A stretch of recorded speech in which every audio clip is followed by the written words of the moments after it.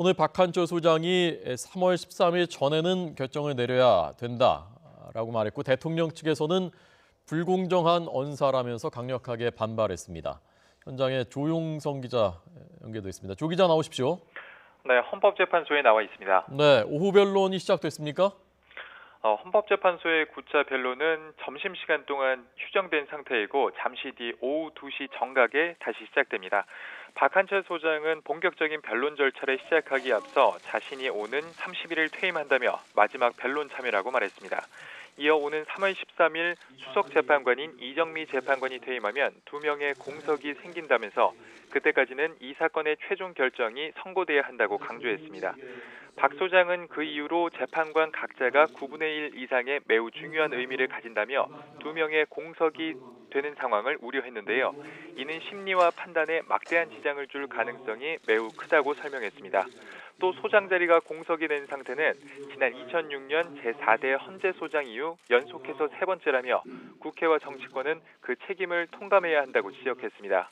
이에 대해 대통령 측 대리인단은 피청구인인 박근혜 대통령은 헌법에 따라 9명의 재판관에게 탄핵 심판을 받을 권리가 있다고 항의했습니다. 재판부가 결론이 날 날짜를 언급한 것은 공정성을 침해하는 것이라고 날을 세운 것입니다. 이에 대해 박한철 소장은 지금까지 공정성을 누차 강조해왔고 소장 공석의 특수한 상황에 따라 언급한 것이라며 언성을 높이기도 했습니다. 박 소장이 퇴임 전 마지막 변론일에 3월 13일 이전 결론을 언급하면서 대선 시기 역시 4월 말이나 5월 초쯤이 될 가능성이 한층 커진 모습입니다.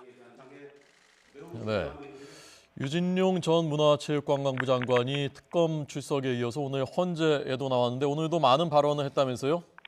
네, 그렇습니다. 9차 변론의 첫 증인으로 유진룡 전 문체부 장관이 출석했습니다. 유 전 장관은 박근혜 정부 출범 초기 당시 정부를 지지하지 않는 문화예술인 등 젊은 층을 포용하겠다고 약속했지만 김기춘 전 실장이 대통령 비서실장으로 임명된 이후부터 지켜지지 않았다고 증언했습니다. 이어 유 전 장관은 박 대통령을 면담해 반대하는 쪽 안고 가셔야 한다. 그 일을 맡겨주셔서 제가 들어왔고 그 역할을 못하면 이 자리에 있을 수 없다고 말했다고 진술했습니다. 또 박 대통령이 노태강 전 국장과 진재수 전 과장에 대해 나쁜 사람이라고 하며 인사조치를 요구한 적 있느냐는 질문에 유 전 장관은 그렇다고 답했습니다. 이어 박 대통령에게 부정확한 정보로 지시하는 것은 무리인 만큼 장관에게 맡겨달라고 제안했지만 박 대통령이 다시 역정을 내며 인사조치하라는 지시를 했다고 말했습니다. 오후에는 최순실 씨의 최측근이었다가 돌아선 고영태 전 WK 이사와 최 씨의 지시를 받아 움직인 것으로 알려진 류상영 전 WK 부장이 잇따라 증인으로 채택됐습니다. 하지만 두 사람은 사실상 잠적한 상태여서 헌재에 증인 출석 요구서가 전달되지 못했습니다. 이 때문에 이들에 대한 증인 신문이 실제로 이뤄질지는 장담할 수 없는 상황입니다. 지금까지 헌법재판소에서 YTN 조용성입니다.